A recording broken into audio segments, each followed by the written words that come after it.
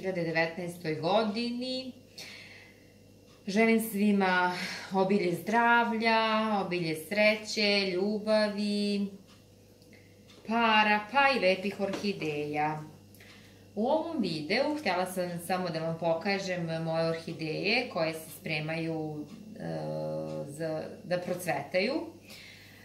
Prva orhideja je bela orhideja, to je ova bela orhideja, nju sam vam prikazala, to je pupoljak ove orhideje sam vam prikazala u videu o zalivanju orhideja kada se pupoljak pojavio i kad je bio veoma mali i znači ovoj grani je trebalo skoro 2 meseca da poraste kako izgleda sada. Znači za orhideje treba strpljenje kao za sve u životu i nadam se da će ova orhideja procvetati za jedno 2-3 nedelje, da će se pojaviti cvetovi na ovoj grani.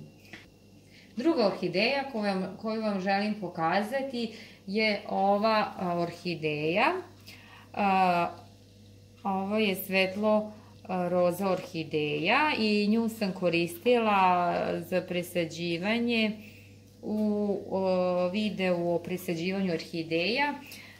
I na ovoj orhideji se pojavljuje, znači, pojavio se pupoljak, to jest raste grana na kojoj će se pojaviti takođe cvetovi. I nadam se da će ova orhideja trebati sigurno jedno 2 meseca da procveta.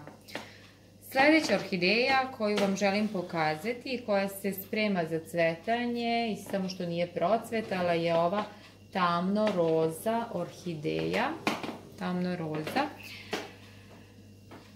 I ova orhideja, u stvari ova grana je bila precvetala. Na ovoj grani su se nalazili cvetovi koji su otpali. Evo ovde se vidi jedan tračak grančica koji je ostao od cveta.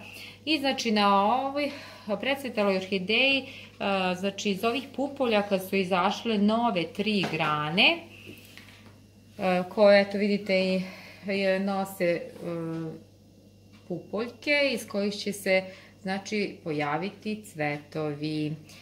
Jako se radujem, znači, ovim novim cvetovima.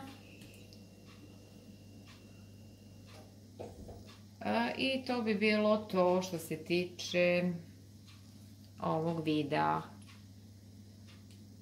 Veliki pozdrav, do novog videa, srećno!